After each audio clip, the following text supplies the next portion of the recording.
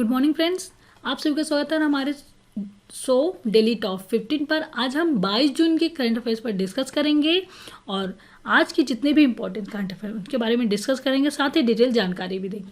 आज की पीडीएफ आप हमारे वीडियो के डिस्क्रिप्शन बॉक्स से डाउनलोड कर सकते हैं और डेली के पीडीएफ के लिए हमारे टेलीग्राम ग्रुप को ज्वाइन कीजिए, जिसकी लिंक हमारे वीडियो के डिस्क्रिप्शन बॉक्स पर दिया गया। तो चलिए शुरू करके हैं आज 22 जून के डेली टॉप 15 क्वेश्चंस। सबसे पहले हम 20 जून के करंट अफेयर्स का रिवीजन कर लेते हैं।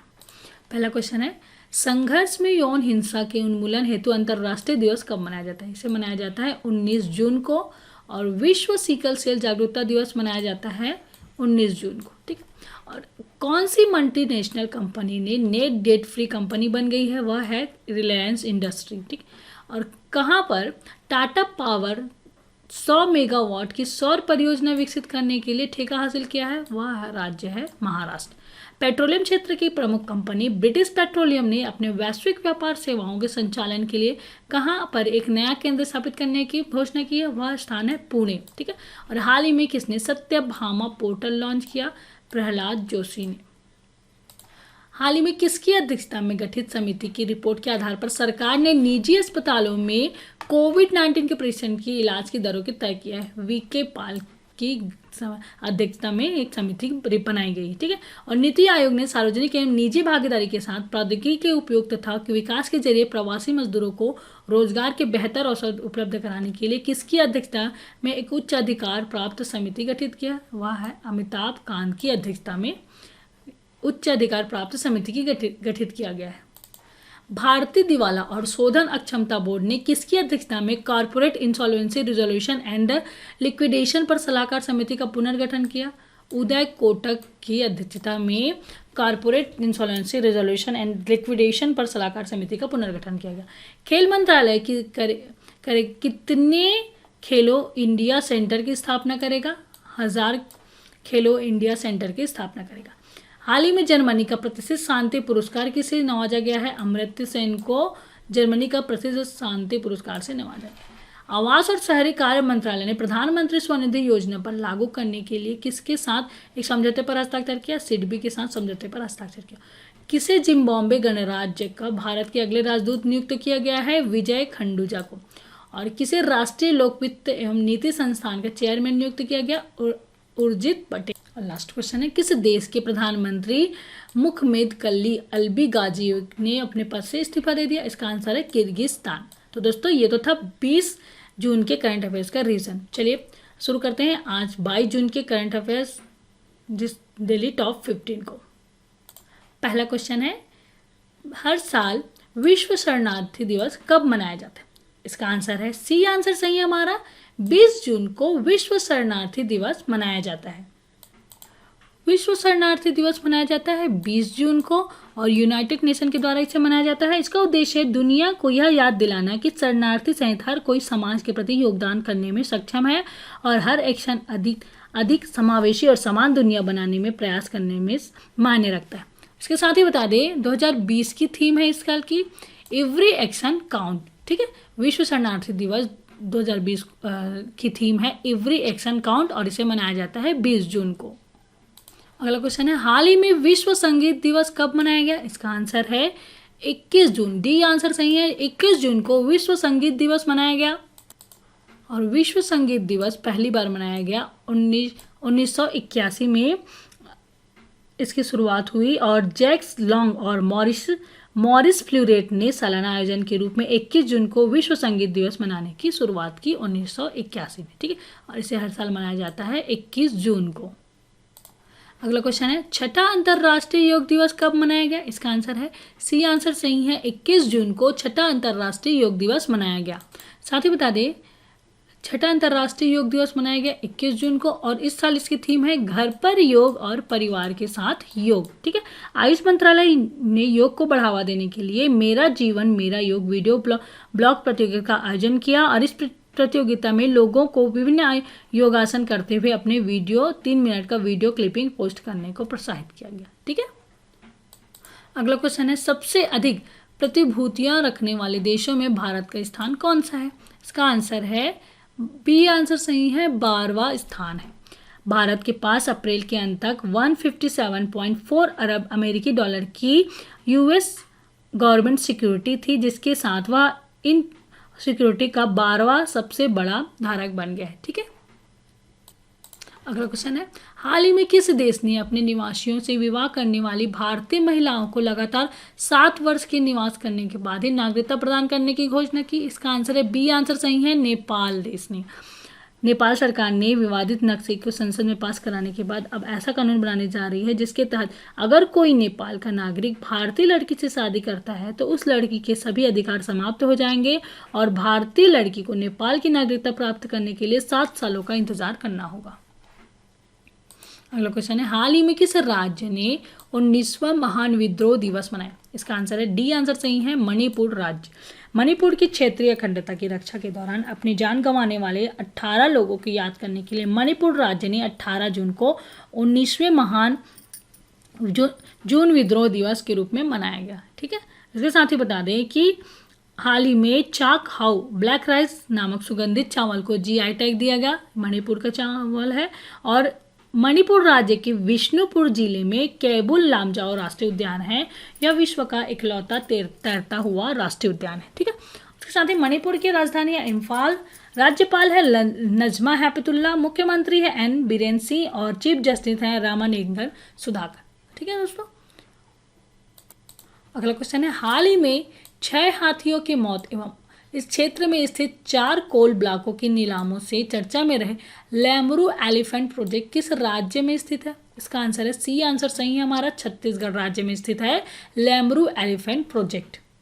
तो साथ ही बता दें, छत्तीसगढ़ राज्य में हाल ही में फलों और सब्जियों की होम डिलीवरी के लिए सीजी हाट वेबसाइट लॉन्च किया गया और ई लर्निंग ऑनलाइन पढ़ाई के लिए पढ़ई तुहार द्वार एक पोर्टल लॉन्च किया गया। और साथ ही बता दें कि फसल उत्पादन को प्रोत्साहित करने और किसानों को उनकी उपज का सही दाम दिलाने के लिए राजीव गांधी किसान न्याय योजना की शुरुआत की गई। और इसके साथ ही अजित प्रमोद कुमार जोगी का हाल ही में निधन हो गया, छत्तीसगढ़ के पहले मुख्यमंत्री थे। ठीक है, और अचानक मार्ग टाइगर रिजर्व में ब्लैक पैंथर देखा गया था और झीलम श्रद्धांजलि दिवस मनाई गई 25 मई को। तो ये था छत्तीसगढ़ के बारे में। और साथ ही बता दें, छत्तीसगढ़ की स्थापना हुई थी 1 नवंबर 2000 को। राजधानी है रायपुर। राज्यपाल है अनसुईया उइके। मुख्यमंत्री हैं भूपेश बघेल जी। हाल ही में भारत चीन तनाव के संदर्भ में चर्चा में रहे गोथिक पांडा और स्टोन पांडा क्या है? इसका आंसर है सी आंसर सही है, साइबर अटैक करने वाले ग्रुप है यह गोथिक पांडा और स्टोन पांडा। भारतीय औषधि महानियंत्रक द्वारा मामूली और मध्यम रूप से पीड़ित कोविड-19 के मरीजों हेतु किस दवा की बिक्री की अनुमति दी गई? इसका आंसर है बी आंसर सही है, फेबिफ्लू दवा की बिक्री की अनुमति दी गई है। दवा कंपनी ग्लेनमार्क फार्मास्यूटिकल ने कोविड-19 की मामूली रूप से पीड़ित मरीजों के इलाज के लिए एंटीवायरल दवा फेविपिराविर को फेबिफ्लू ब्रांड नाम से पेश किया है और इसकी कीमत 103 रुपये प्रति टैबलेट होगी। इसके साथ ही बता दें, 24 टैबलेट के पत्ते की कीमत 3500 रुपये होगी और फेबिफ्लू कोविड-19 के इलाज के लिए फेविपिराविर दवा के लिए जिसे मंजूरी मिली है। यह दवा चिकित्सक की सलाह पर 103 रुपये प्रति टैबलेट के दाम पर मिलेगी और पहले दिन इसकी 800 mg की 2 खुराक लेनी होगी। उसके बाद 14 दिन बाद 800 mg की 2 खुराक लेनी होगी। कंपनी इन टैबलेट का उत्पादन अपने हिमाचल प्रदेश की बद्दी संयंत्र में कर रही है और ग्लेनमार्क फार्मास्यूटिकल के चेयरमैन एवं प्रबंध निदेशक है ग्लेन साल्दाहन। ठीक है, ये तो याद रखिएगा। वर्ल्ड फेडरेशन ऑफ एक्सचेंज के आंकड़ों के अनुसार शेयर बाजार पूंजीकरण के संदर्भ में भारतीय स्टॉक एक्सचेंज का स्थान क्या है?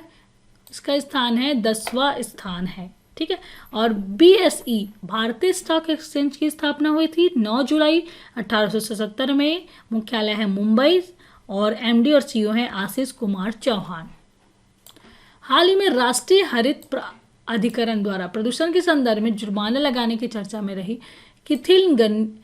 किथिनगनहल्ली झील कहाँ स्थित है? यह स्थित है बेंगलुरु कर्नाटक में। राष्ट्रीय हरित अधिकरण ने बेंगलुरु की उपनगरीय क्षेत्र में बोमसाद्रा के निकट किथिनगनहल्ली झील में प्रदूषण फैलाने के लेकर कर्नाटक सरकार को 10 लाख रुपए के अंतरिम जुर्माना लगाया है और कहा है कि जलाशयों में प्रदूषकों के डाले जाने पर रोक नहीं लगाकर अधिकारी यह अपराध कर रहे हैं। ठीक है, great place to work institute ने 2020 में काम करने के लिए भारत की किस कंपनी को 50 सर्वश्रेष्ठ कंपनियों में शामिल किया? इसका आंसर है बी आंसर सही है, टेक महिंद्रा कंपनी को 50 सर्वश्रेष्ठ कंपनियों में शामिल किया गया। टेक महिंद्रा को great place to work institute ने 2020 में काम करने के लिए भारत की 50 सर्वश्रेष्ठ कंपनियों में शामिल किया। इसके अलावा कंपनी को कैरियर प्रबंधन के लिहाज से 5 सर्वश्रेष्ठ कंपनियों में शामिल किया गया है और काम करने के लिए सर्वश्रेष्ठ कंपनियों के सर्वेक्षण में से 21वां स्थान प्राप्त हुआ। यह भारत का सबसे बड़ा कार्यस्थल सर्वेक्षण में से एक है, जिसमें 21 उद्योगों में 21 लाख से अधिक कर्मचारियों ने राय ली गई है। साथ ही बता दें, टेक महिंद्रा के प्रबंध निदेशक और मुख्य कार्यपालक अधिकारी हैं सीपी गुरलानी। अगला क्वेश्चन हमारा, निम्न में से कौन अमेरिकी सैन्य सेवा में शीर्ष एनालिस्टिक लीडर चुनी जाने वाली पहली महिला बन गई है? इसका आंसर है सी आंसर सही है, जोएन एस बास। Chief master sergeant Dwayne S बास को वायुसेना का 19वां चीफ मास्टर सार्जेंट चुना गया है और इसके साथ ही इसी साथ किसी अमेरिकी सैन्य सेवा में शीर्ष एनालिस्टिक लीडर चुने जाने वाली पहली महिला बन गई है।